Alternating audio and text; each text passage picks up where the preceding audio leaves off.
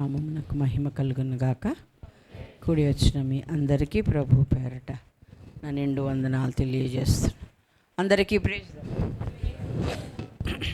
దేవుని వాక్యంను ధ్యానం చేసుకుందాం.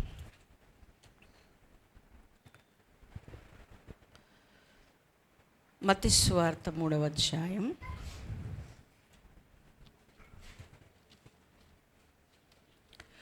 మత్తయి సువార్త 3వ అధ్యాయం 11వ వచనం. మారు మనస్సు నిమిత్తము నేను నీళ్లలో మీకు బాప్తిస్మమిచ్చుచున్నాను. అయితే నా వెనుక వచ్చుచున్నవాడు నాకంటే శక్తిమంతుడు. ఆయన చెప్పులు మోయుటకైనను నేను పాత్రుడను కాను. ఆయన పరిశుద్ధాత్మలోను అగ్నితోనూ మీకు బాప్తిస్మమిచ్చును. చాలండి. మహాగణుడా, మహోన్నతుడా, పరిశుద్ధుడా, ప్రేమ స్వరూపి, నీకు వందనాలయ్యా. మంచివాడా, మంచి చేయువాడా, నీకు మహిమ కలుగును గాక. మరి ఒకసారి మేమందరము నీ పాదాల చెంతకు రావడానికి ఈ ఉపవాస కూడికలలో మా బ్రతుకులో ఇచ్చిన దినాన్ని బట్టి వందనాలు.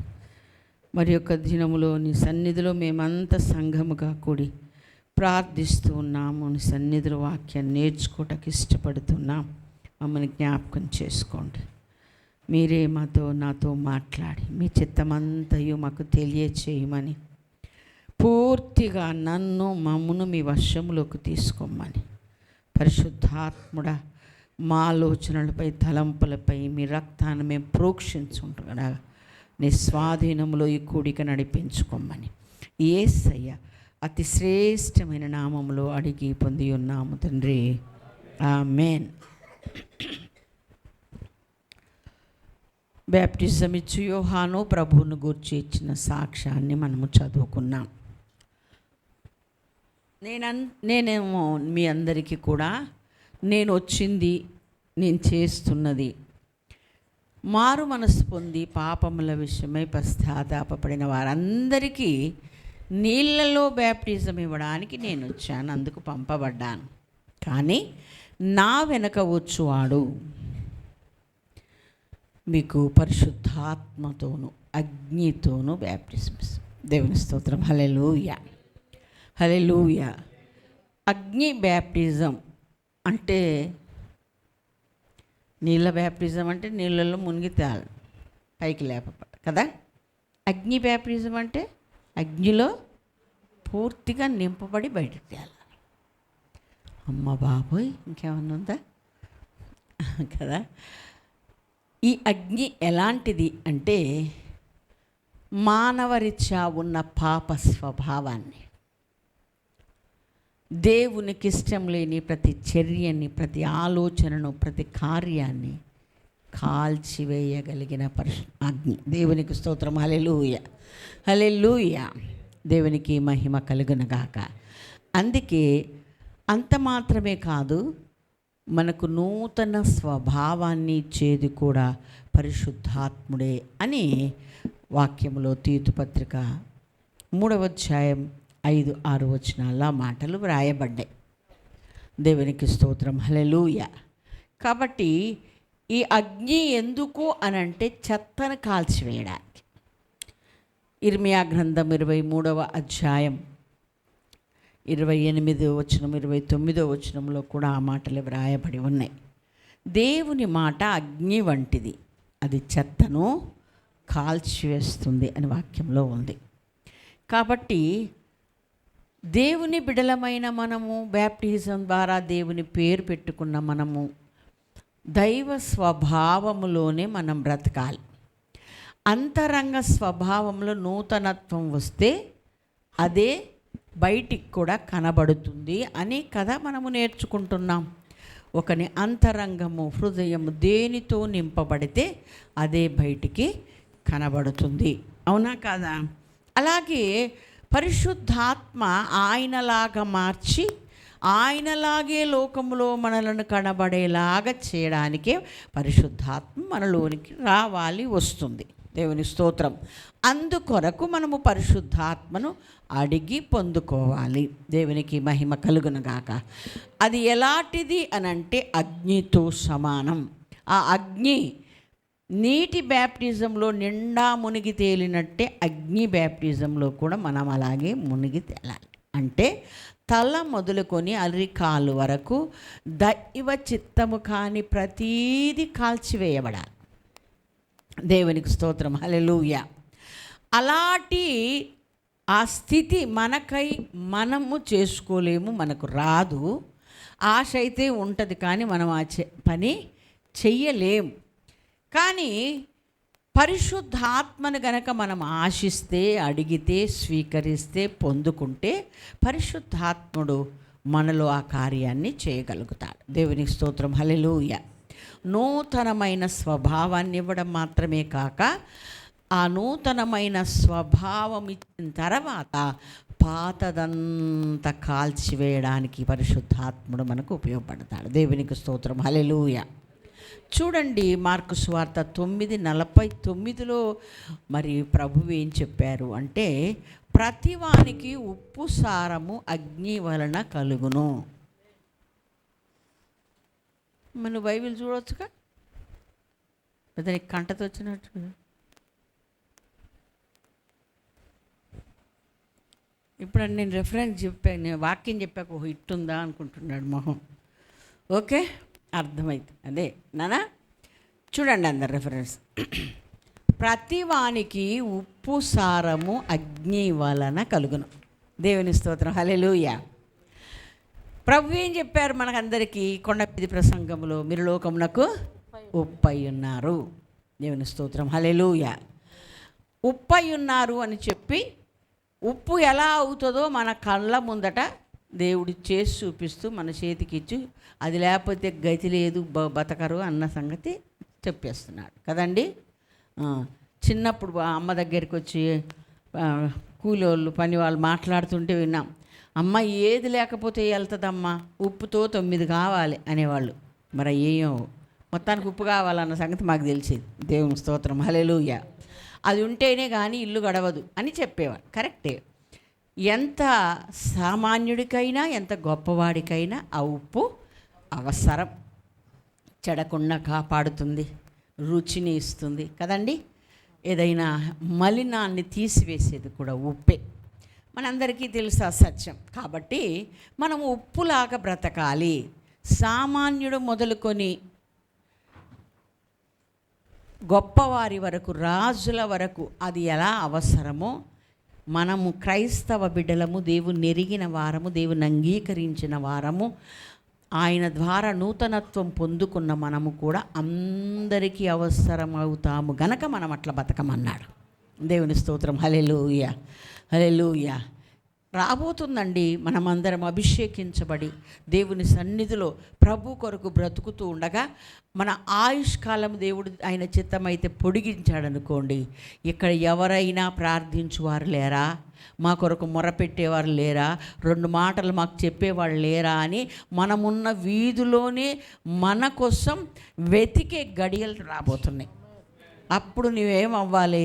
ఉప్పులాగా బతకాలి, ఉప్పులాగా నువ్వు వారికి దొరకాలి. దేవునికి స్తోత్రం, హల్లెలూయా, హల్లెలూయా. ఈ ఉప్పు ఎలా పండుతుందో, ఎలా వస్తుందో మనకు తెలుసు. సముద్రములోనే మిళితమైపోయి ఉంటుంది ఉప్పు, ఆ వాటర్లోనే కదండి. ఈ మధ్య వేటు న్యూస్ చూడమన్నాను, నాకు రంజితే చెప్పాడు, మంచిగా ఉంటాయి అమ్మ న్యూస్ అని. అప్పటి నుండి నేను అది డౌన్లోడ్ చేసి చూసుకుంటున్నాను. అందులో ఆ పులస చేప అంటుంది, ఒరే నేను బతికేది ఉప్పు నీళ్ళల్లే, కానీ నాలో ఉప్పు లేదు. ఉండేది అక్కడే, బతికేది అక్కడే, అన్నీ అక్కడే, కానీ నాలో మాత్రం ఉప్పు రాలేదు అని అన్నది కదా. అనంటే లోకంలోనే ఉంటున్నా లోకం మనలోకి రాకూడదు. అది చేపకు చెందుతుంది. లోకంలో మనం బతుకుతున్నా మనకు, కానీ మనమే ఉప్పు అయితే మనం అనేకులకు మేలుకర. అది ఎలా వస్తుంది అని అంటే, సముద్రపు నీటిని అలాగే ఎవ్వరు కూరలలో పచ్చళ్ళల్లో పోసుకోరు కదండి. మడిగడతారు, ఒక కట్టడ, ఒక విధానం ఉంటుంది దానికి. ఆ మడిలో నీళ్ళను స్టాక్ చేస్తారు. అది సూర్యరశ్మికి రోజు రోజుకు నీరంతా ఆవిరైపోయి ఉప్పు మిగిలిపోద్ది. కావాలంటే కాకినాడ వెళ్ళి మీరు చూడవచ్చు. ఉప్పాడ, కాకినాడ, ఎక్కడ చూసినా ఉప్పు యానం, ఉప్పు రాసులు కనబడతాయి మనకు. మేము అక్కడ మీటింగ్కి వెళ్తే మా కూరలో ఉప్పే లేదు. ఇక చూసి వచ్చారుగా సాలే అనుకున్నారే వాళ్ళు. ఓకే, అయితే అలాగా ఆ విధానం అది.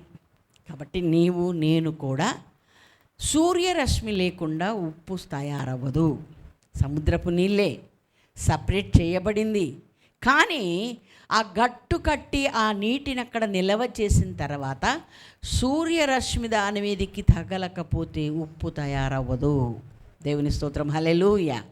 కాబట్టి మనమందరము కూడా పరిశుద్ధాత్మ అగ్ని తాకిడి మనకు తగిలితే తప్ప లోకానికి రుచిగా మనము మారలేము. మన అవసరము లోకానికి కలగదు. లేకుంటే నీవును వారిలో ఒకడివిగా ఉండిపోతావు, కానీ నీ అవసరము లోకానికి ఉండదు. అలా కాదు కదా. ఇప్పుడు దేవుడు మనము లోకానికి ఆయన ప్రతిబింబాలుగా, ఆయన ప్రతినిధులముగా, ఆయనను చూపించే వారంగా, ఆయన దగ్గరికి నడిపించే వారంగా ఉండాలని కదా మనల్ని ఆయన ప్రత్యేకించుకొని మనల్ని రక్షించుకున్నాడు. దేవునికి స్తోత్రం, హల్లెలూయా. కాబట్టి ఆయన యొక్క ఉద్దేశాన్ని మనం భూమి మీద నెరవేర్చే వారంగా మనం తప్పకుండా ఉండాలి. అది క్రైస్తవుడి యొక్క ప్రతి ఒక్కడి బాధ్యత, ధ్యేయంగా మారాలి. కాబట్టి ఉప్పుకు సారం ఎక్కడి నుండి వస్తుంది అని అంటే అగ్ని వలన. దేవునికి స్తోత్రం, హల్లెలూయా, హల్లెలూయా. ఆ యొక్క అగ్ని లాంటి ఆ ఎండ వలన, ఆ వేడిమి వలననే దానికి సారం వస్తుంది.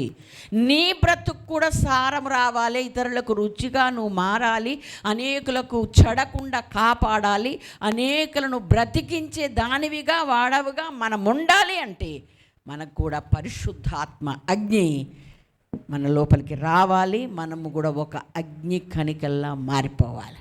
దేవునికి మహిమ కలుగునగాక, హల్లెలూయా. ఎవరికి వారు ఏ లోకంలో ఏందో ఫైర్ బ్రాండ్ ఆ బ్రాండ్ అవి కాదు, మనమే ఒక ఫైర్ అయిపోవాలి. అది కూడా ఆ పేరులోనే ఉంది. అవి ఆ అగ్నికి ఇంకొక పేరు లేదు, పరిశుద్ధాత్మ అగ్ని. దేవునికి స్తోత్రం, హల్లెలూయా, హల్లెలూయా. అంటే లోకంలో ఉండేది ఏ అగ్ని కాదని, అది పరిశుద్ధుడైన దేవుని యొద్ద నుండి పంపబడిన ఆత్మీయ పరిశుద్ధాత్మ అగ్ని అని మనం గ్రహించాలి. దేవునికి స్తోత్రం, హల్లెలూయా. మరొక మాట కూడా 1 కొరింథీ పత్రిక 3వ అధ్యాయం 10 నుండి 13 చదివితే అక్కడ కూడా ఒక మాట రాయబడి ఉంది. దేవుడు నాకు అనుగ్రహించిన కృప చొప్పున నేను నేర్పరి అయిన శిల్పకారుని వలె పునాది వేసి తిని, మరి ఒకడు దాని మీద కట్టుచున్నాడు. ప్రతివాడు దాని మీద ఎలాగూ కట్టుచున్నాడో జాగ్రత్తగా చూచుకొనవలెను. వేయబడినది తప్ప మరి ఒక పునాది ఎవడునూ వేయనేరడు. ఈ పునాది యేసుక్రీస్తే. ఎవడైనను ఈ పునాది మీద బంగారము, వెండి, వెలగల రాళ్ళు, కర్ర, గడ్డి, కొయ్యకాలు మొదలైన వాటితో కట్టిన ఎడల వాని వాని పని కనబడును. ఆ దినము దానిని తేటపరచును. అది అగ్ని చేత బయలుపరచబడును. మరియు వాని వాని పని ఎట్టిదో దానిని అగ్నియే పరీక్షించును. దేవునికి మహిమ కలుగును గాక, హల్లెలూయా. అలాగే నీ పని అంటే నీ విశ్వాస విధానం, నీ క్రియలు, నీ జీవితం, ఆధ్యాత్మిక జీవితం నిలిచి ఉండేదిగా, నీ క్రియలు నిలిచి ఉండేదిగా, నీవు కట్టుకుంటున్నటువంటి క్రీస్తేసే ముఖ్యమైన మూలరాయి అయి ఉండగా, అపోస్తలులు ప్రవక్తలు వేసిన పునాది మీద నిన్ను నీవు కట్టుకుంటున్న ఈ కట్టడము నిలిచి ఉండాలి అనంటే, ఇది స్థిరంగా ఉండాలంటే నీవు కట్టే విధానాన్ని బట్టి స్థిరంగా ఉందో లేదో తెలుస్తుంది. ఆ తర్వాత నేను ఎలా కట్టుకున్నాను, నీకెందుకమ్మా నేను కట్టుకున్నానులే అని మనం ఒకరికొకరం అనుకొని లేకపోతే అలా చెప్పుకొని సరిపెట్టుకుంటే కుదరదట. ప్రతివాని పనిని అగ్ని వచ్చి పరీక్షిస్తుందట. పరీక్షిస్తే కాలిపోయే పని ఎలాంటిదంటే కర్ర, గడ్డి, కొయ్యకాలు, ఇలాంటి వాటితో, ఇలాంటి మెటీరియల్తో ఎవరు కట్టుకుంటారో వాళ్ళ ఇల్లు, వాళ్ళ యొక్క ఇల్లు, ఆధ్యాత్మిక గృహం కాలిపోద్ది. అగ్ని పరీక్షించి ఉంటుందండి. అలాగే బంగారము, వెండి, వెలగల రాళ్లతో కనుక నువ్వు కట్టుకుంటే తప్పకుండా అగ్ని చేత పరీక్షించబడినప్పుడు మరింత మెరుగునిస్తుందే తప్ప నష్టం జరగదు. దేవునికి స్తోత్రం, హల్లెలూయా. అక్కడ క్రింద కూడా రాయబడి ఉంది, పునాది మీద ఒకటి కట్టిన పని నిలిచిన ఎడల వాడు జీతం పుచ్చుకొనును, కాల్చివేయబడిన ఎడల వానికి నష్టం కలిగిన. భ్రమలో బ్రతక్కోవద్దని, నేను చాలా బాగా కట్టుకుంటున్నానని, నా ఇల్లు చాలా బాగానే ఉంది అని ఎవరు భ్రమలో బతకొద్దు. నేను బాగానే కట్టుకున్నానని నువ్వు అనుకుంటే సరిపోదు. అగ్ని పరీక్ష దగ్గర నిలబడాలి. శుభ్రంగా సూట్ వేసుకొని అది చేసుకొని ఇది చేసుకొని ఎక్కడో ఇంత దొంగ సరుకు పెట్టుకొని వస్తాడు కదండి ఎయిర్పోర్ట్కు, అక్కడికి రాగానే ఇటని పట్టేసి, ఇంకెందుకు నీ సూట్లు ఎందుకు, నీ లగేజ్ ఎందుకు, నువ్వెందుకు కదా, వెనకకి పోతావా లేదా? దాని చిక్కుపడతామని తెలిసి కూడా ఎంతో ప్రయత్నం చేసేవాళ్ళు ఉన్నారు. అది ఎలాగైనా పట్టబడుతుంది కదా. కాబట్టి మనలను కూడా ఆ దేవుని రాజ్యములోనికి పంపించేది, యుగయుగాలు ఆయనతో ఉండేలా చేసేది ఏంటి అంటే, నీవు నిర్మించుకున్న ఆ గృహం నిలిచి ఉంటేనే నువ్వు అందులో ప్రవేశిస్తావు. దేవుని స్తోత్రం, హల్లెలూయా. నీ పని కాల్చివేయబడి నీకు నష్టం కలగకుండానట్లుగా నీవు వెలగల విలువైన రాళ్లతో నీవు నీ గృహాన్ని నిర్మించుకోమంటే, పేరు చెప్పినందుకు బంగారం వెండి సమకూర్చుకొని ఇల్లు కట్టుకుందామని భ్రమలో ఉండొద్దు మనం. దేవుని స్తోత్రం, హల్లెలూయా. అంటే వాటికి ఎంత విలువన్నదో విలువలు కలిగిన జీవితాన్ని మనము జీవించాలి. నైతిక విలువలు లేవండి అని బాధపడుతున్నారు చాలామంది. అది హిందూస్ కూడా అంటూ ఉన్నారు. కాబట్టి దేవుని దృష్టికి విలువైన వారంగా బ్రతకడం మొదలుపెట్టాలి. దేవుని స్తోత్రం, హల్లెలూయా. ఒక స్త్రీని గురించి వివరించినప్పుడు, ఇంకా కొన్ని విషయాలు మనకు చెప్పినప్పుడు ఇది దేవుని దృష్టికి విలువైనది అని రాశారు. దేవుని స్తోత్రం, హల్లెలూయా. అట్టిది ముత్యముల కంటే అమూల్యమైంది అని రాశారు కదండి. అది ఏది సెర్చ్ చేయాలండి.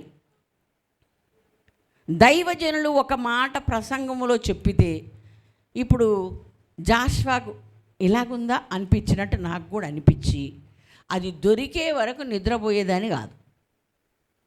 మామూలుగా మాట అంటారు, రెఫరెన్స్ చెప్పరు ఒక్కొక్కసారి ప్రసంగం చేసేటప్పుడు. అప్పుడు ఏం చేయాలా? అలాగా అని నేను ఎప్పుడు వదిలిపెట్టలేదండి. మీకు దేవుని ఎదురు చెప్తున్నా, ఈ మాట ఎక్కడుంది, ఈ మాట ఎక్కడ రాయబడి ఉంది, మొత్తాన్ని బైబిల్ మొత్తం అంత వెతికైనా అది నేను దొరికించుకునేదాన్ని. దేవునికి స్తోత్రం, హల్లెలూయా. కాబట్టి దేవుని దృష్టికి అసహ్యమైన 6 కలవు 7 కలవు అని సామెతల్లో రాశారు. అలాగే విలాపంలో రాశావు, దేవుడు మెచ్చునది ఇది, మెచ్చనిది ఇది అని రాశారు. అలాగే దేవుని దృష్టికి విలువైనది అని రాశారు కదా, అమూల్యమైనది. ఈ విధంగా ఏది విలువైనది, ఏ విధానం విలువైనది, ఏ పద్ధతి విలువైనది? దేవుని నీతి మనకు నీతి అవ్వాలి, స్వనీతి పనికిరాదు. దేవుని స్తోత్రం, హల్లెలూయా. చాలామంది తాము కరెక్ట్గా ఉన్నామని అనుకొని ఆ స్వనీతి మీద ఆధారపడి బిల్డింగ్ కట్టేసుకుంటున్నారు. నష్టపోతారు వాళ్ళు. అగ్ని పరీక్షించినప్పుడు తప్పకుండా కాల్చబడుతుంది. అది నీ గీటురాయి ఏంటి? దేవుని నీతే, దేవుడు చెప్పిన విధానమే, దేవుని పద్ధతే, దేవుడు మెచ్చేదే. ఇది రైట్ అని దేనికైనా రైట్ వేసాడో అదే నీలో ఉండాలి, నాలో ఉండాలి. అదే మన పద్ధతి అయి ఉండాలి. దేవునికి మహిమ కలుగును గాక. మనకు తోచిన భక్తి మనం చేయొద్దు, మనకు తెలిసిన భక్తి మనం చేయొద్దు. ఇది పర్వాలేదులే అని మనము సరిపెట్టుకోవద్దు. కాబట్టి ఇక్కడ ఏమని చెప్తుంది వాక్యము అంటే, నీ పని కాల్చివేయబడకుండా ఉండాలి అని అంటే, అగ్ని పరీక్షించే రోజు కొరకు నువ్వు సిద్ధపడాలి. నువ్వు కట్టుకునేది కర్ర, గడ్డి, కొయ్యకాలుతోనా? కొయ్యకాలు అంటే ఏంటండి? ఓ ఇంగ్లీష్ మీడియాలు, వరి కోత కోసిన తర్వాత ఇంత మిగులుతుంది చూడు, దాన్ని కొయ్యకాలు అంట. ఉంటుందండి స్థిరంగా? ఉంటుందా? అగ్ని పరీక్షిస్తే ఏం పర్వాలేదు, మీరు రండి, నేను స్ట్రాంగ్ అనదా? గడ్డి అయితే అనదు, తెలుసు మనకు కదా. గడ్డి, ఇంకా కర్ర, కొయ్యక, ఇవన్నీ కాలిపోయాయి. కర్ర వంకర ఏం తీస్తుందంట పెద్దలు అంటారు? పొయ్యి తీరుస్తుందంట. పొయ్యి అంటేనే నిప్పు. దేవుని స్తోత్రం, హల్లెలూయా. కాబట్టి కాల్చివేస్తుంది. ఎక్కడ కాలిపోతాం మనము? అగ్ని పరీక్షించినప్పుడు నీ పని నిలబడితే, నీ భక్తి నిలబడితే, నీ క్రియలు నిలబడితే, నీ జీవితం నిలబడితే గుడ్. నిలబడాలి అంటే విలువైన వెండి, బంగారం, వెలగల రాళ్లతో నీవు కట్టుకోవాలి. అదే మన భాషలో, దేవుని భాషలో, దేవుని బైబిల్ భాషలో అయితే దేవుని నీతితో మన నీతి సరిపోవాలి. దేవునికి మహిమ కలుగునగాక. దేవుడు మెచ్చే జీవితం మనకు రావాలి. దేవుడు మెచ్చే క్రియలు మనకు రావాలి. దేవుని స్తోత్రం, హల్లెలూయా. నేనంత పత్యం చేయలేనంటే అంత బాగా ఆయనతో అక్కడ ఆయన రాజ్యంలో మనం అందరం ఉండలేం. ఎందుకంటే ఉండేది ఆయన దగ్గర, ఆయనలాగా ఆయన చెప్పినట్టు మనం చేయకపోతే ఉండడం అసాధ్యం అవుతుంది. దేవుని స్తోత్రం, హల్లెలూయా. కాబట్టి ఈ పరిశుద్ధాత్మ అనేది మనకి ఏం తెస్తుంది? నూతన స్వభావాన్ని ఇస్తుంది కదండి. మనల్ని ఒక ఉప్పుగా మారుస్తుంది. ఈ ఉప్పు అగ్ని వల్లనే తయారవుతుంది అని మనం తెలుసుకున్న పరీక్ష. కాబట్టి ఈ ఉప్పు ఎవరికి పనికి వస్తుందంటే సామాన్యుడు మొదలుకొని రాజు వరకు వారికి ఇట్లా అవసరము. ఓకే, ఇప్పుడు ఫ్రీజర్ బాక్సులు ఉన్నాయండి, చనిపోగానే ఉప్పు మూట పెట్టేవాళ్ళు కదండి వెనకట. ఎందుకంటే అంత కార్యక్రమాలు చుట్టాలు వచ్చి అన్నీ చేసే వరకు చెడిపోకుండా కాపాడడానికి కదా. అలా మూట పెడితేనే చెడిపోకుండా అంటే అది ఎంత అద్భుతమైన ప్రక్రియ అండి కదా. కాబట్టి అలా ఉప్పులాగా మనం బతకమని ప్రభువు చెప్పారు. దేవునికి స్తోత్రం, హల్లెలూయా. అలాగా నీవు చెడిపోకుండా నిన్ను కాపాడమే కాదు, నీ వారిని చెడకుండా కాపాడడానికి పనికొస్తావు. నువ్వు నీ అవసరం ఇతరులకు దొరుకుతుంది, అవసరం వస్తుంది, నిన్ను వెతుక్కుంటూ నీ దగ్గరికి మరి షాప్కి వెళ్ళినట్టే వచ్చే రోజులు రాబోతున్నాయి. కనుక నువ్వు నిగ్గు తేల్చిన, అగ్ని పరీక్షించినటువంటి ఒక ఉప్పులాగా మనము తయారైపోవాలి. దేవునికి స్తోత్రం, హల్లెలూయా. అది ఒకవేళ సారం కోల్పోతే ఎందుకు పనికొస్తుంది అన్నాడు. బయట పారవేయబడి మనుషుల త్రొక్కబడ్డానికి, అంటే కనబడ్డానికి ఉప్పే కానీ దాంట్లో ఏమి లేదు. అర కేజీ వేసినా కూరకు రుచిరట్లే, అంత దరిద్రం. చూసి ఏం చేస్తాం? అవతల బారేస్తాం, తొక్కుతారు, అంతే కదండి. కాబట్టి మనము సారం కలిగినటువంటి వారం. మనకు అగ్ని పరీక్షించితే మనం ఉప్పులా తేలితే మనకు మాత్రమే ప్రయోజనము కాదు, మనం అనేకులకు ప్రయోజకముగా ఉంటాం. దేవునికి స్తోత్రం, హల్లెలూయా. అలాగే మనల్ని అగ్ని పరీక్షించేది రెండవసారి ఎప్పుడు అంటే మనము కట్టుకున్న గృహాన్ని, మనము కట్టుకున్న ఆధ్యాత్మిక ఇంటిని పరీక్షిస్తారు. పునాది మరొకటి వేసుకోవడానికి లేదు, నచ్చిన పునాది వేయడానికి లేదు. క్రీస్తు యేసే ముఖ్యమైన మూల రాయి అయి ఉండగా అపోస్తలులు ప్రవక్తలు వేసిన పునాది మీద నిన్ను కట్టుకోవాలి. ఎలా కట్టుకోమన్నాడు? ఈ నా మాటలు విని వాటి చొప్పున చేయువాడు బండ మీద తన ఇల్లు కట్టుకున్న బుద్ధిమంతుణ్ణి. దానికి కొంచెం మసాలా జట్టించు, నీ తెలివి తోడు చెయ్యి, నీ అనుభవం తోడు చెయ్యి అని చెప్పలే అక్కడ. ఈ నా మాటలు విని వాటి చొప్పున చేయువాడు బండ మీద తన ఇంటిని కట్టుకున్న బుద్ధిమంతుని పోలి ఉన్నాను అన్నాడు. వర్షం వచ్చినా, వానొచ్చినా, గాలి కొట్టినా పడిపోదు. చివరికి అగ్ని పరీక్షించే రోజు వస్తే కూడా మరింత మెరుగవుతుందే కానీ వెలగల రాళ్లతో నష్టం జరగదు. దేవునికి స్తోత్రం, హల్లెలూయా. కాబట్టి ఆ పరిశుద్ధాత్మ అభిషేకం అనేది మనందరికీ అవసరం.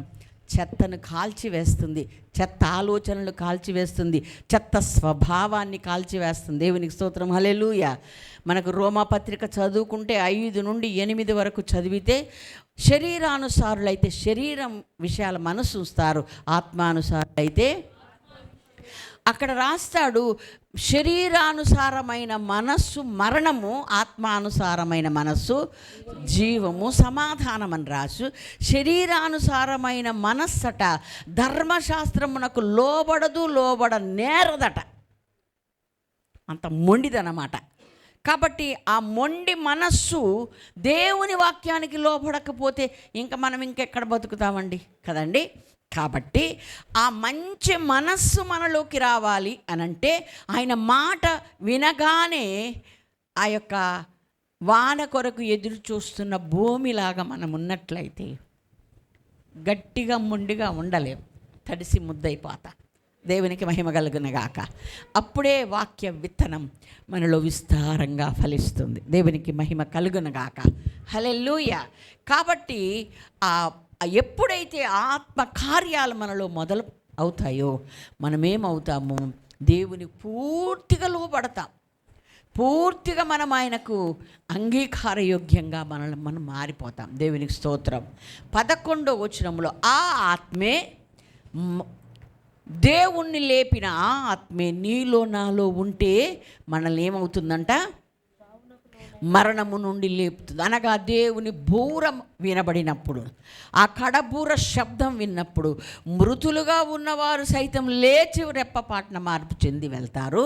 సజీవులమై ఉండే మనం కూడా రెప్పపాటున మార్పు చెంది వెళ్తాం. అంటే ఆ ఆత్మ మనలో నివసిస్తేనే ఆ స్వరం వింటాము, రెప్పపాటున మార్పు చెంది వెళ్ళిపోతాం. ఓకే. అంటే మరి అందరికి వినబడదా అండి? వినబడదండి. ఎందుకంటే వినబడుతుంది అని ఎందుకు వినబడదండి అని మీరు ఒకవేళ అంటే, నేను అంటాను, ఇద్దరు మంచం మీద ఉండకూడదు కొనిపోదు అంటే, ఒకవేళ వినబడినా వారు ఏదో శబ్దం అనుకుంటారు. ప్రభు వచ్చి మాట్లాడుతుంటే ఉరిమింది అనుకున్నారుగా కొంతమంది, అవునా? వాళ్ళకి అర్థమైందా? ఏదో ఉరిమినట్టు అయిందే అనుకున్నారు. ఆ దేవుడు స్వరంతో యేసయ్యతో మాట్లాడుతున్నాడు కదా. కాబట్టి గ్రహింపు ఉండదు. అసలు గ్రహింపు ఎందుకు లేదు? ఆ యొక్క గ్రహించే ఆ యొక్క శక్తి నీలో లేదు. మామూలు మానవ శరీరంలాగే స్తబ్దుగా మనం ఉన్నాం కదా. అందుకనే గుర్తుపట్టలేం. నీ పక్కవాడు కనురెప్పపాటున మార్పు చెంది వెళ్ళిపోతాడు మన ప్రక్కన ఉన్నవాళ్ళు. ఎందుకని? ఆత్మవాణిలో నివసిస్తుంది కనుక. అలాగే మరలా శరీర క్రియలను చంపేది కూడా ఆత్మేనని చాలాసార్లు మనము నేర్చుకున్నాం.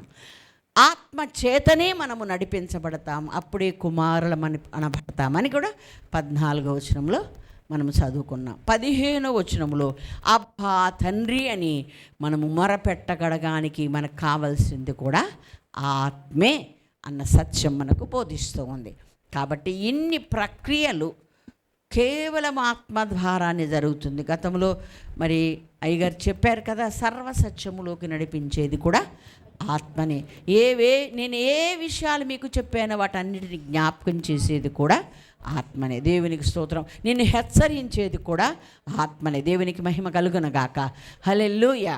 కాబట్టి ఈ విషయాలను మనం జ్ఞాపకం చేసుకుంటూ ఆత్మ చేత జరిగే ఆ క్రియలన్నీ మనలో జరగాలి అంటే మనం ముందు పొందుకోవాల్సింది డబ్బు ఉంటే ఏమైనా చేయొచ్చు కదండి, ఆత్మ ఉంటే ఇవన్నీ చేయొచ్చు. దేవునికి మహిమ కలుగునగాక. హల్లెలూయా. అభిషేకించబడితే ముందుగా ఆ ఆత్మే మనల్ని అన్నిటా నడిపిస్తుంది. ఇంకా 8:26లోనే రోమాలోనేముంది, మనకు యుక్తంగా ప్రార్థించడం ఎలాగో తెలియదు కానీ ఆ ఆత్మే మన పక్షంగా ఉచ్చరింప శక్యము కాని మూలుగులతో మన పక్షంగా ఆత్మ విజ్ఞాపన చేస్తాడు. దేవునికి స్తోత్రం. హల్లెలూయా. 2 మాటలు ఎగ్జాంపుల్గా మీకు చెప్పి నేను ముగిస్తా. దావీదు అభిషేకించబడిన వాడే సౌలు కూడా అభిషేకించబడ్డాడు కదండి. ఇద్దరు కూడా సమూయేలు ద్వారా అభిషేకించబడ్డారు కదండి. కానీ దావీదు అభిషేకానికి సౌలు అభిషేకానికి కొంచెం తేడా ఉంది. ఎందుకని? కొమ్ములోని అభిషేకం దావీదు మీదకి వచ్చింది, బుడ్డిలోని నూనె ఆయనకు వచ్చింది కదా. సరే, అతను కూడా అభిషేకించబడ్డాడు, గొప్ప కార్యాలు చేశాడు.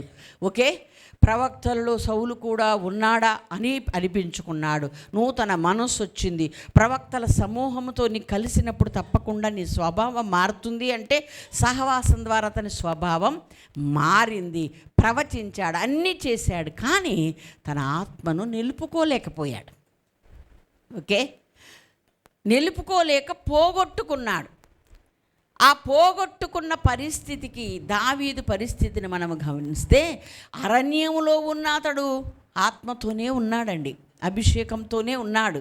రాజుగా అభిషేకించాడు, కానీ ఆ అరణ్యములోనూ ఉన్న ఆత్మ చేతనే అతను మాట్లాడాడు, పాటలు పాడాడు, దేవుని ఆరాధించాడు, దేవుని స్తుతించాడు. ఎందుకంటే గొల్యాతును చంపడానికి వచ్చినప్పుడు రాజైనాక కాదు కదండి, అరణ్యంలోనే నుండి వచ్చే. పిలవనంపితే వస్తే అతన్ని అభిషేకించారు. మళ్ళా అరణ్యంలోనికి వెళ్ళాడు. కానీ ఒక దినమున వాళ్లకు అన్నయ్యలకు సర్ది తీసుకొని వచ్చినాడికి రోషం వచ్చేసింది. అని చెప్పే ఆ దుష్టుడు పలికే మాటలు, గొల్యాతు పలికే మాటలు విని రోషం వచ్చి ఏమని రాజుగారితో సాక్ష్యం ఇచ్చాడండి, నేను అతన్ని జయిస్తా, అతని దగ్గరికి నేను వెళ్తా. ఎలా వెళ్తావు బాబు, నువ్వు చిన్నపిల్లోడివి అని అంటే అతనికి ఒక ఎగ్జాంపుల్ చెప్పాడు. ఏమని, నేను అరణ్యములో ఉన్నప్పుడు నా గొర్రెల మందను ఒక ఎలుగుబంటి ఒక సింహం వచ్చి నా గొర్రెలను తీసుకొని పోతుంటే నేను దానిని తరిమి. రెండొస్తే దానిని ఎందుకన్నాడు ఏకవచనం? ఎలా వచ్చిన సాతానుగాడే గుర్తుపట్టాలన్నమాట. అది సంగతి నేను చెప్పేది. ఏ రూపకంగా వచ్చిన సాతానుగాడే. ఓకే, ఇంకొకరి మీద మనం ఎవరి మీద అనుకోని అనుమానాలు పడక్కర్లే. ఏం చేసినా సాతానుగాడే. ఓకే, ఎందుకంటే మనం దేవుని బిడ్డలం కనుక మన జోలికి వాడు వస్తాడు. అలాగా ఆ దానిని నేను తరిమి దాన్ని చీల్చి నా యొక్క గొర్రెపిల్లని నేను రక్షించుకున్నాను. సరే అయితే ఎల్లు బాబు అన్నాడు. వెళ్ళాడు. ఏదో అడ్రస్ ఇస్తే నాకు వద్దని చెప్పి నాకు వాడకలేదని ఏటిలో రాళ్ళు ఎన్ని ఏరుకున్నాడండి? ఎంతమందిని కొడతాకండి? ఎన్నిసార్లు కొట్టాడండి? మరి 4 ఎందుకు, ఇంక ఎక్స్ట్రా 4 ఎందుకు?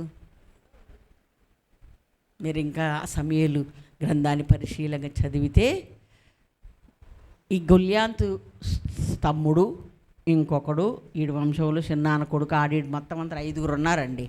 ఈ 5 కూడా ఇశ్రాయేల్ మీద ఎప్పుడెప్పుడు అటాక్ చేద్దామని చూసేవాళ్ళే. ఫస్ట్ గొల్యాతు వచ్చాడు. అంటే నేను చెప్తున్నాను, దేవుడు నాతో మాట్లాడిన విషయం మీకు చెప్తున్నాను. ఏమని, ఆత్మతో నింపబడిన వారికి జరగబో సంగతుల యొక్క వివేచన ఉంటుంది. దేవునికి మహిమ కలిగిన గాక. హల్లెలూయా. ముందుగానే సిద్ధపడతామన్నమాట, ముందుగానే సంసిద్ధంగా ఉంటామన్నమాట. దుష్టుడు అటాక్ చేస్తే వాడిని ఎలాగైనా చంపొచ్చు అన్న ఒక ధీమాతో ముందుగానే మనము సిద్ధపాటుతో ఉంటాం.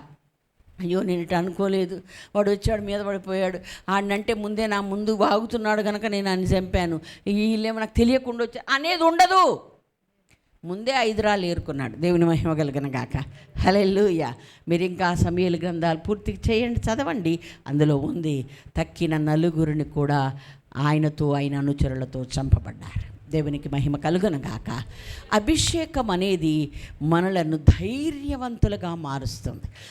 ఎలాంటి ధైర్యం? ఒక్కడు అంత భయంకరమైన చూస్తేనే అమ్మో అని ఇశ్రాయేలు సౌలు కూడా గడగడ వణుక్కుంటూ భయపడిన అతన్ని లెక్కలేనట్టుగా మాట్లాడాడు. దేవుని స్తోత్రం. హల్లెలూయా, హల్లెలూయా.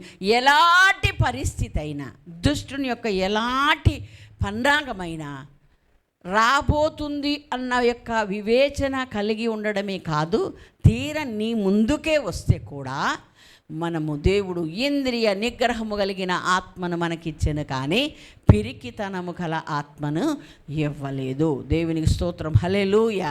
భయపడే ఆత్మను దేవుడు మనకివ్వలే, పిరికితనము గల ఆత్మను మనకివ్వలే. ధైర్యంగా దుష్టుని కార్యాలను, దుష్టుడి యొక్క మరి వాటన్నిటినీ కూడా హతమార్చగలిగిన శక్తి కలిగిన ఆత్మను పరిశుద్ధాత్మ ద్వారా మనం పొందుకోగలుగుతాం. దేవునికి స్తోత్రం. హల్లెలూయా. వాడు ఏదేదో అంటుంటే ఏమన్నాడండి? విశ్వాసముతో పలికాడు. ఓకే, ముందు చూపు ఉంటుంది, వివేచన ఉంటుంది, తర్వాత విశ్వాసపు మాటలు వస్తాయి. ఉత్తుగానే కొంగిపోయి అని గీరుకుంటా ఏమైపోతాం అన్నట్టుగా మొహం అంతా ఎలాడేసుకుని ఉండం మనం. దేవుని స్తోత్రం. హల్లెలూయా, హల్లెలూయా. ఎంతమంది ఉన్నారో అంతమందిని చంపడానికి సరిపడా సిద్ధపాటు ఉంది. అతనితో ఏం మాట్లాడుతున్నాడు? వచ్చిన వాడితో, నీవేదేదో బాగుతున్నావు కానీ నేను ఈరోజు నీ తలను తెగనేస్తాను. నీవు ఆయుధాలతో నా మీదకి వస్తున్నావు, నాకు ఏ ఆయుధం లేదు, కర్రను చూసి నీ కుక్కనా అన్నావు. ఇప్పుడు అంతే సమానం అన్నట్టుగా ఏమంటున్నాడు? ఈ రోజున నీ తలను నేను తెగవేస్తాను అన్న. నీ కత్తే లేదు వీడి దగ్గర ఎలా అంటున్నాడు అని వాడు కొంచెం జంకే ఉంటాడు. ఉన్నదేమో కర్ర, తలకాయ నరికేస్తాడంట. దేవుని స్తోత్రం, హల్లెలూయా. అంటే ఈ రాయితో నేను కొడతాను, నువ్వు కింద పడతావు, నేను నీ కత్తితోనే నిన్ను కొడతాను. దేవుని స్తోత్రం, హల్లెలూయా. అంతే జరిగిందా లేదా? అంటే ఈ అభిషేకం మనలో ఉంటే మనకు ధైర్యం వస్తుందండి. విశ్వాసపు మాటలే పలుకుతాం. దేవుని స్తోత్రం, హల్లెలూయా. చావుకు సిద్ధమై చనిపోతుంది అనుకున్న అదే బైబిల్ చదువుతున్నాడు ఎవరు, గొర్రెవాని పాలెంలో డేవిడ్ వాళ్ళ అమ్మను చెప్పాను నేను ఒక్క మాట, నేను చావను, సజీవుడనై యెహోవా క్రియలు వివరించేదును అన్ను పలకమ్మ. అంతే. నేను ప్రార్థన చేస్తున్నాను, నువ్వు ఈ విశ్వాప మాటలు పలుకు. అప్పటికి అమ్మాయికి కానీ అబ్బాయికి కానీ పెళ్ళి కాలే, చాలా సీరియస్గా ఉంది పరిస్థితి. హాస్పిటల్ నుంచి తీసి ఇంటికి వచ్చాక నేను ఆ మాట చెప్పాను. బిడ్డ అలాగే పలికింది. దేవుడు అద్భుతంగా లేవనెత్తాడు. వివాహం చూసింది, ఒక్కొక్కరికి 2 పిల్లలను చూసింది. దేవునికి మహిమ కలుగును గాక. ఇంకో పాప చూసింది. దేవునికి స్తోత్రం, హల్లెలూయా. ఆ విశ్వాసపు మాటలు ఆ అభిషేకం కలిగిన వాడికి వస్తాయి. దేవునికి మహిమ కలుగును గాక, హల్లెలూయా. అసలు ఏమాత్రం ఏమైపోద్దో ఏమో. మొత్తాన్ని ప్రార్థన చేశారు గారు అమ్మగారు మరి అని నాకు చెప్పేవాళ్ళని ఇంతమందిని చూశాను. ఇంకా ప్రార్థన చేశాక అలాంటి మాట్లాడదు. నువ్వు నమ్మి వచ్చావు, నేను నమ్మి ప్రార్థించాను, ఇంకా అలాంటిది ఏమి ఉండదు తల్లి. నువ్వు ధైర్యంగా, దేవుడు నన్ను దర్శించాడు, దేవుడు నాతో మాట్లాడతాడు, దేవుడు నాకు ఇది చేస్తాడు, ఏది అడిగాను అది నాకు ఇస్తున్నాడు అని నువ్వు నమ్ము, దేవుడు కార్యం చేస్తాడు. నమ్మిన వారందరికీ దేవుడు అలాగే చేశాడు. దేవునికి స్తోత్రం, హల్లెలూయా, హల్లెలూయా. అలాగే విశ్వాసపు మాటలు ప్రకటించాడు ధైర్యంగా కదండి. అన్నట్టే చంపాడు. ఏ ఆయుధము లేకుండా, కత్తి లేకుండానే గొల్యాతును పడగొట్టడం చూసి అప్పటికే ఫిలిస్తీయులంతా పారిపోయారు. ఆ తలను తెగ నరికి పట్టుకొని రాజు దగ్గరికి వెళ్ళాడు. దేవునికి స్తోత్రం, హల్లెలూయా, హల్లెలూయా. ఇంకొక మాట ఏంటంటే 18వ అధ్యాయం 5వ వచనం చదివిన, 14వ వచనం 15వ వచనం చదివిన, అక్కడ ఏమని ఉంటుందంటే, ఎక్కడికి పంపితే అక్కడ సుబుద్ధి కలిగి అన్ని పనులు చేసుకొని వచ్చాడు. దేవుని స్తోత్రం, హల్లెలూయా, హల్లెలూయా. కొంతమందికి ఏదైనా పని చెప్తే నీకెంత నాకెంత, ఇదే పని. మనసు అదే, మనసు మనకు తెలిసిపోద్ది. దేవుని పనిలో కూడా అలా చేసే భయంకరమైన మనుషులు ఉన్నారు. కానీ సుబుద్ధి కలిగి పని చేస్తాం. ఓకే, అంటే చక్కగా అప్పగించిన పని అప్పగించినట్టే పూర్తి చేసుకొని, అయ్యా నువ్వు చెప్పిన పని నేను పూర్తి చేశాను అని చెప్తా. దేవుని స్తోత్రం, హల్లెలూయా. అలాగే 14వ వచనంలో ఏముందండి, దావీదు పంపిన చోటకెల్లా 18-14 చదువు బిడ్డ. మరియు దావీదు సమస్త విషయములలో సుబుద్ధి కలిగి ప్రవర్తింపగా యెహోవా అతనికి తోడుగా నుండెను. అంతే ఉందమ్మా. 13 చదువు. 18:5 లేబెట కింద. అతడు సమస్త విషయంలో సుబుద్ధి కలిగి ప్రవర్తించిన గనక సౌలు అతనికి మరీ భయపడ్డాడని రాయబడి ఉంది అక్కడ. 15 చదువు తల్లి. దావీదు మిగుల సుబుద్ధి గలవాడై ప్రవర్తించుట సౌలు చూచి మరి అధికముగా అతనికి భయపడెను. దేవుని స్తోత్రం, హల్లెలూయా. నీవు సుబుద్ధి కలిగి ప్రవర్తించడము చూసి ఎవరు భయపడుతురండి? సౌలు గారు భయపడ్డారు. ఓకే, అధికముగా భయపడ్డాను. దేవునికి స్తోత్రం, హల్లెలూయా, హల్లెలూయా. అంటే మనం బుద్ధిగా ప్రవర్తించడం, మనం సుబుద్ధి కలిగి ప్రవర్తించడం, చెప్పిన పని చెప్పినట్టే అనుసరించడం, జరిగించడం, యథార్థంగా పని చేయడం, ఇవన్నీ శత్రు గుండెలో దడ పుట్టిస్తుంది. దేవునికి మహిమ కలుగున గాక, హల్లెలూయా. చాలా వాళ్ళకు భయం కలుగుద్ది, వాళ్ళని భయపెట్టక్కర్లే. అందుకే నిర్గమ 23:10 ఎందులో 7 వచనములు అంటాడు, నన్ను బట్టి జనము నీకు భయపడినట్లు చేస్తానన్నారు జనులు. దేవుడు అన్నాడు, నువ్వు నా పద్ధతిలో, నా మార్గములో, నేను చెప్పిన విధులను అనుసరిస్తూ నువ్వు బ్రతుకో, నన్ను బట్టి జనము నీకు భయపడతారని చెప్పాడు. దేవుని స్తోత్రం, హల్లెలూయా. ఎందుకంటే ఒక పలుకుబడి కలిగిన తండ్రి పిల్లల్ని ఎవడు జోలికి రాడు. అమ్మో ఆయన వాళ్ళ జోలికి వెళ్ళకూడదు, ఆయన తలుచుకుంటే ఏమైనా చేయగలడని ఉంటుందా లేదా కదా? ఆ ఎస్పీ కొరకు రా బాబు, ఆ కలెక్టర్ కొరకు రా, ఏమైనా చేయగలరా అని భయపడిపోయి వాళ్ళ పిల్లలకు కావలసినంత భయపడుతూ ఉంటారు ఇతర జనులు కదా. అలాగే దేవుడు అన్నాడు, నీవు నా పద్ధతిలో నా విషయంలో నేను చెప్పినట్టుగా నువ్వు ప్రవర్తిస్తే గనక నన్ను బట్టి జనం నీకు భయపడతారు. దేవునికి స్తోత్రం, హల్లెలూయా. దేవుణ్ణి బట్టి భయపడడం అంటే వాళ్ళని ఏదో ఉనికించడం అని కాదు. వాళ్ళు కూడా అలా భయపడిన వాళ్ళంతా యూదా మతం అవలంబించారని ఎస్తేరు గ్రంథంలో వ్రాయబడి ఉంది. దేవునికి స్తోత్రం, హల్లెలూయా. ఈ దేవుడు చాలా గొప్పవాడని ఎవరికి అర్థమవుతుందో వాళ్ళు దేవుని పాదాల దగ్గరికి వచ్చేస్తారు.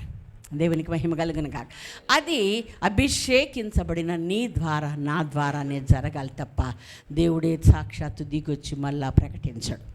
కాబట్టి అభిషేకం వలన మనకు ఎంతగా మేలు కలుగుతుంది కనుక నీకు నెమ్మది, నీ గృహము కట్టబడుతుంది, పరలోకములో నీకున్న పనిని నిలబడేలాగా ఉంటుంది, నూతన మనస్సు కలుగుతుంది, ధైర్యం కలిగిన ఆత్మను పొందుకొని సాతానును వాని క్రియలను ఏ విధం చేతనైనా ఓడించగలిగిన సమర్థత నీకుంటుంది. దేవుని స్తోత్రం, హల్లెలూయా. నిన్ను చూస్తే పక్కోడికి కూడా ధైర్యం వచ్చేయాలి. దేవునికి మహిమ కలుగును గాక, హల్లెలూయా.